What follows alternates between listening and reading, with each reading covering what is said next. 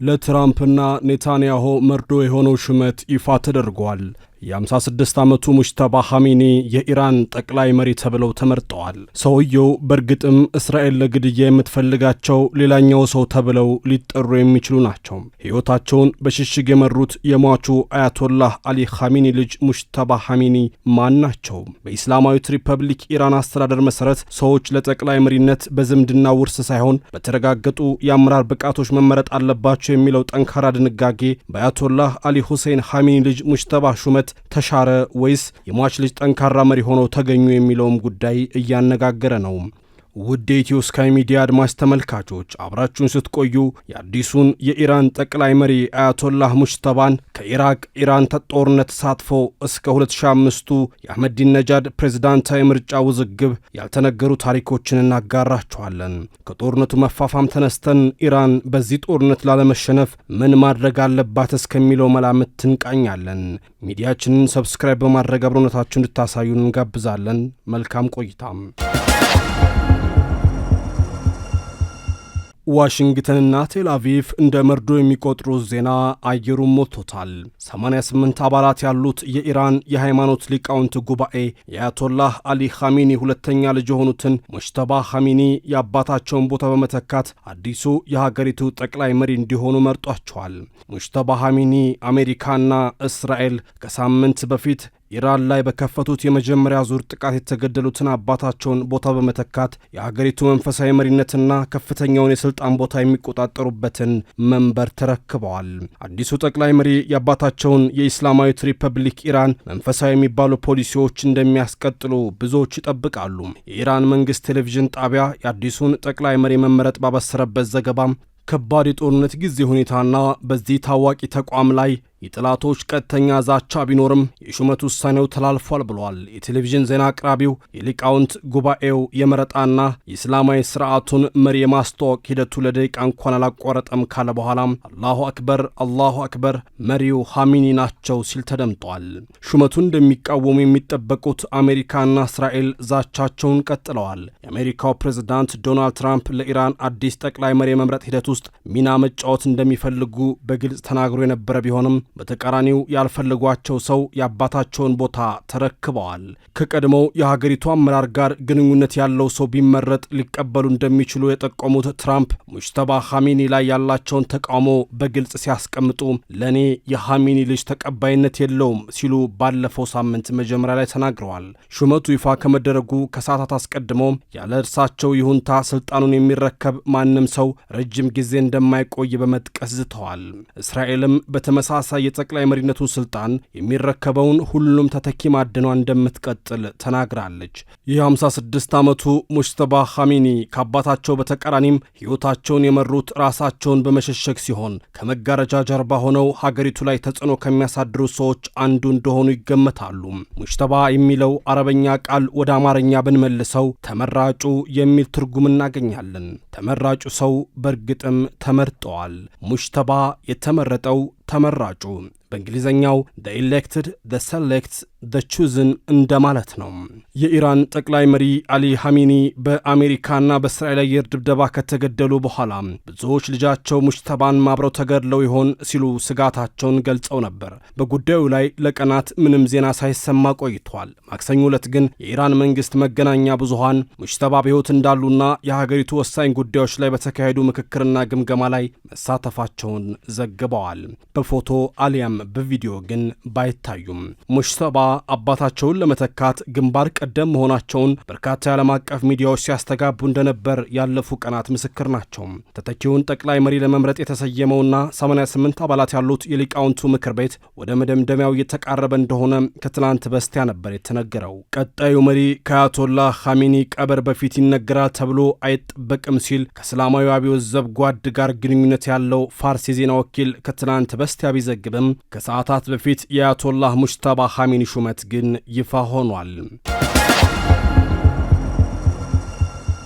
ሙጅተባ አሊ ሁሴን ኻሚኒ የተወለዱት በአውሮፓውያኑ መስከረም 8 ቀን 1969 በሰሜን ምስራቅ ማሻሃድ ከተማ ውስጥ ሲሆን ከስድስቱ የሟቹ አሊ ኻሚኒ ልጆች ሁለተኛው ናቸው። የሁለተኛ ደረጃ ትምህርታቸውን በዋና ከተማዋ ቴህራን ውስጥ በሚገኘው ሃይማኖታዊው አላቪ ትምህርት ቤት ተከታትለዋል። ሙጅተባ በ17 ዓመታቸው በኢራን ኢራቅ ጦርነት ወቅት ለበርካታ አጫጭር ጊዜያት በሀገራቸው ጦር ውስጥ አገልግለዋል ሲሉ የኢራን መገናኛ ብዙሃን ዘግበዋል። በሁለቱ ሀገራት መካከል ለ8 ዓመታት የዘለቀው ደም አፋሳሽ ጦርነት የኢራን አገዛዝ ኢራቅን ይደግፉ በነበሩት በአሜሪካና በምዕራባውያን ላይ ያለውን ጥርጣሬ የበለጠ እንዲያጠናክር አድርጎታል። በ1999 ሙጅተባ የሺዓ ሃይማኖታዊ ትምህርታቸውን ለመቀጠል ቆም ወደ ተባለችው የሺዓዎች ቅድስት ከተማ አቅንተዋል። ከዚያም መልስ እስካሁን ድረስ የሃይማኖት አባቶችን ልብስ ያለበሱ ሲሆን በለጋ ዕድሜያቸው ሊከታተሉት የሚገባውን ሃይማኖታዊ ትምህርት በ30 ዓመታቸው ለመከታተል ለምን እንደወሰኑም እስካሁን አይታወቅም። ሙጅተባ በኢራን አመራር ውስጥ በመካከለኛ ደረጃ ላይ ያሉ ሃይማኖታዊ መሪ በመሆናቸውም ጠቅላይ መሪ ሆኖ ለመመረጥ ያላቸውን ዕድል ሊያደናቅፈው ይችላል ተብሎም ሲወራ ነበር። ይሁን እንጂ ከቅርብ ቀናት ወዲህ ለኢራን አስተዳደር ቅርበት ያላቸው አንዳንድ የመንግሥት መገናኛ ብዙሃን እንዲሁም ባለሥልጣናት ሙጅተባ ኻሚኒን አያቶላህ በማለት በከፍተኛው የሃይማኖት ማዕረግ መጥራት ጀምረዋል። አንዳንድ ታዛቢዎች ጉዳዩ የሃይማኖት ደረጃቸውን ከፍ ለማድረግና ለሀገሪቱ አመራርነት እጩ አድርጎ ለማቅረብ እንደተዘየደ ሙከራ አድርገው ቆጥረውታል። በሺዓ የእስልምና ሃይማኖት ዘንድ በተለይም በኢራን እስላማዊ ሪፐብሊክ አስተዳደር አያቶላህ የሚለው ማዕረግ ከፍተኛው ነው። የፈጣሪ ምልክት ወይም ስዩመ አላህ የሚል ትርጓሜም ይኖረዋል። አያቶላህ የሚለውን ማዕረግ መያዝ የአንድን ሰው የትምህርት ደረጃና እውቀት አመላካች ተደርጎ የሚወሰድ ሲሆን ቀጣዩን መሪ ለመምረጥ ከሚያስፈልጉ መስፈርቶችና ቅድመ ሁኔታዎችም አንዱ ተደርጎ ይቆጠራል። ምናልባትም በሱኒው እስልምና ሃይማኖት በኩል ሙፍቲ የሚለው ማዕረግ ጋር የሚስተካከል ሊባል ይችላል። ሟቹ አያቶላህ አሊ ኻሚኒ በአውሮፓውያኑ 1889 ሁለተኛው ጠቅላይ መሪ ከሆኑ በኋላ በፍጥነት አያቶላህ ተብለው ማዕረግ መሰጠቱም ማስታወስ ያስፈልጋል። አዲሱ አያቶላህ ሙጅተባ ብዙም እይታ ውስጥ የገባ ሕይወት አልነበራቸውም። ምንም አይነት የመንግሥት ሥልጣንም ሳይዙ ቆይተዋል። ለሕዝብ የቀረቡ ንግግሮች ወይም ቃለመጠይቆችን ካለማድረጋቸው በላይ በጥቂት በፎቶዎችና በቪዲዮዎች ብቻ ነው የሚታወቁት። ሆኖም የአባታቸውን ወንበር ይተካሉ የሚል ለረጅም ጊዜ የቆዩ ጭምጭምታዎችም ነበሩ። በ2000ዎቹ መጨረሻ በዊኪሊክስ ይፋ የተደረገው የአሜሪካ የዲፕሎማሲ መረጃዎች ከበስተጀርባ ያለው ኃይል ሲሉ ገልጿቸዋል። በአሶሼትድ ፕሬስ ኤፒ ዘገባ መሠረት ሙጅተባ በስርዓቱ ውስጥ ብቃት ያለውና ኃይለኛ መሪ ተብለውም በሰፊው ይታመናሉ። የሙጅተባ ኻሚኒ መመረጥ አወዛጋቢ ሊሆን እንደሚችል የሚጠቁሙ ዘገባዎችም ወጥተዋል።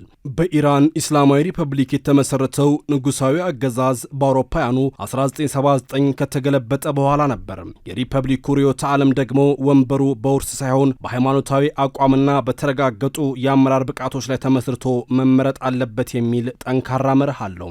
ሟቹ አሊ ኻሚኒ ስለ እስላማዊ ሪፐብሊክ የወደፊት አመራር አጠቃላይ መረጃ ብቻ ነበር ሲሰጡ የነበሩት። ሙጅተባ ለአመራርነት እጩ ሆነው መቅረባቸው ጉዳይ ላይ አባታቸው ኻሚኒ ተቃውመዋል ሲሉ አንድ የሊቃውንት ምክር ቤት አባል ከ2 ዓመታት በፊት ተናግረው እንደነበር የቢቢሲ ዘገባ ያስታውሰናል። የአዲሱ የኢራን ጠቅላይ መሪ ሙጅተባ ስም ለመጀመሪያ ጊዜ ወደ ሕዝብ ጎልቶ የደረሰው ማህሙድ አህመዲን ነጃድ በአውሮፓውያን 2005 ፕሬዝዳንታዊ ምርጫ ባሸነፉበት ወቅት እንደነበር እናስታውሳለን። የለውጥ አራማጁ እጩ መህዲ ካሮቢ ለጠቅላይ መሪው አያቶላህ ኻሚኒ በጻፉት ግልጽ ደብዳቤ ልጃቸው ሙጅተባ በአብዮታዊ ዘብና ባሲጅ በሚባለው መንግስታዊ ሚሊሻ አማካኝነት አህመዲን ነጃድ እንዲያሸንፉ ለሃይማኖታዊ ቡድኖች ገንዘብ በመስጠት በድምፅ አሰጣጡ ላይ ጣልቃ ገብተዋል ሲሉ ከሰዋቸዋል። ከ4 ዓመታት በኋላም ሙጅተባ ተመሳሳይ ክስ ገጥሟቸዋል። የአህመዲን ነጃድ ዳግም መመረጥ በመላ ሀገሪቱ አረንጓዴ ንቅናቄ በመባል የሚታወቀውን ህዝባዊ ተቃውሞም ቀስቅሷል። አንዳንድ ተቃዋሚዎች ሙጅተባ አባታቸውን በመተካት በኢራን ጠቅላይ መሪ ሆነው ሊተኩ ይችላሉ የሚለውን ሐሳብ የሚቃወሙ መፈክሮችንም አሰምተዋል። በወቅቱ ምክትል የሀገር ውስጥ ጉዳይ ሚኒስትር የነበሩት ሙስጠፋ ታጅዛዴህ ውጤቱን የምርጫ መፈንቅለ መንግሥት ሲሉ ነበር የገለጹት። ይህንን ተከትሎ ለ7 ዓመታት የታሰሩ ሲሆን ይህም የሙጅተባ ኻሚኒ ቀጥተኛ ፍላጎትና ሴራ እንደሆነም ተናግረዋል። የለውጥ አራማጆቹ የሚባሉት ሜር ሁሴን ሞሳቪና መህዲ ካሮቢ ከአውሮፓውያኑ 29 ምርጫ በኋላ በቁም እስር ላይ ቆይተዋል። የካቲት 2012 ላይ ሙጅተባ ከሙሳቪ ጋር ተገናኝተው ተቃውሟቸውን እንዲያቆሙ አሳስበዋቸዋል ሲሉም የኢራን ምንጮች የቢቢሲ የፋርስ ቋንቋ አገልግሎት ለሆነው ቢቢሲ ፐርሻ ገልጸዋል። ብዙዎች ሙጅተባ በመሾማቸው የአባታቸውን ጠንካራ ፖሊሲዎች እንደሚያስቀጥሉም ይጠብቃሉ።